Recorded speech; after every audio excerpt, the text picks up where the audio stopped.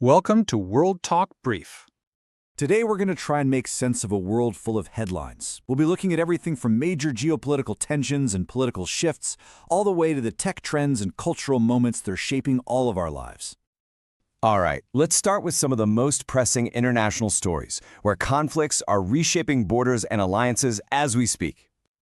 Over in Ukraine, Russia is once again targeting power plants and critical infrastructure. Now, this isn't random. It's a very deliberate strategy designed to escalate pressure on the country's energy grid. And that, of course, impacts millions of civilians as this conflict just grinds on. And this move? It's drawn some really sharp international condemnation. The UK's Prime Minister, Keir Starmer, went so far as to call these actions particularly depraved. That's strong language, and it really highlights the growing global concern over this tactic of targeting essential civilian infrastructure. Okay, shifting our focus now to the Middle East. The conflict in Gaza continues to take a devastatingly heavy toll. Hospitals in the region are reporting that at least 17 people have been killed in recent Israeli strikes, a number that just underscores the ongoing human cost of this war. But as with so many of these situations, the context behind the numbers is absolutely crucial. On one hand, you have hospital reports highlighting the civilian toll, stating that 6 children were among those killed. On the other, Israel's military says its strikes were a direct response to a gun attack on its troops. It's an incredibly complex and contested information environment, which is exactly why independent verification of footage from the ground is so vital. And in other regional news, a pretty significant development is being reported out of North Africa. Libyan media are claiming that Saif al-Islam Gaddafi, the son of the former leader, once seen as his heir apparent, has been shot and killed.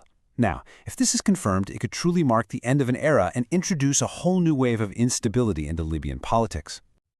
So, from these global conflicts, let's zoom in a bit, then turn to the power struggles and political scandals making headlines within nations. The fallout from the release of the Jeffrey Epstein files, it just keeps spreading, implicating this whole web of powerful figures. You've got Melinda French Gates demanding answers, calling these painful times. Prince Andrew is leaving his royal residence as pressure mounts. The scrutiny is even reaching Norway's royal family. And in the US, the Clintons have now agreed to testify. All of these are major developments, but they all point to one huge, overarching question of accountability. With so much information out there now, why hasn't there been a significant prosecution? In the UK, a political firestorm is really brewing. Prime Minister Starmer has publicly accused Lord Mandelson of repeatedly lying to his team about a 2024 ambassadorial appointment.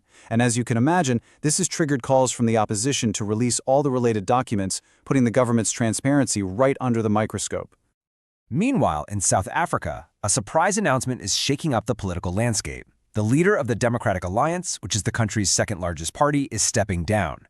Now, this really matters because the DA is a crucial partner in the governing coalition, and this sudden departure could seriously threaten the stability of the entire government. Next up, let's switch gears and explore the world of technology and business, where some major shifts are quietly changing how we all live, work, and interact. Think about it. From the photos on your phone that automatically look a little better, to the specific content that pops up on your social media feed, artificial intelligence is playing an increasingly powerful and often totally invisible role in our daily digital experiences. But this rapid expansion has led to something people are now calling AI slop. It's this wave of low-quality, often just nonsensical AI-generated content that's flooding our digital spaces. Think of those bizarre AI family photos or strange product reviews. It's raising new concerns about authenticity and, honestly, just plain information overload. And this really illustrates the central tension we're all facing. On one hand, AI holds this immense promise. Look at Google's DeepMind, which can now help scientists read DNA. But on the other hand, it presents some very real perils, from our phones hallucinating details into our personal photos, to that social media slop we just talked about. It's a powerful double-edged sword that we're all still learning how to wield. In some major business news, the retail giant Walmart has just made history. It has officially become the first retailer ever to achieve a market valuation of $1 trillion. That's a staggering milestone that speaks not just to its size, but to its deep integration into the global economy. And in the gaming world, another record has been broken. The Nintendo Switch has officially surpassed 155 million units sold. That makes it the company's best-selling home console in history and cements its place as a true cultural phenomenon that has really redefined family entertainment. And finally, let's round up some of the more unique and thought-provoking stories happening across the world that might have slipped past your radar. You heard that right. A rare cold snap in Florida has caused the local iguanas to become temporarily immobilized. Wildlife agencies report that these cold-stunned reptiles are literally falling out of trees, creating a bizarre and very tangible sign of unusual weather patterns. Here's a surprising cultural crossover for you.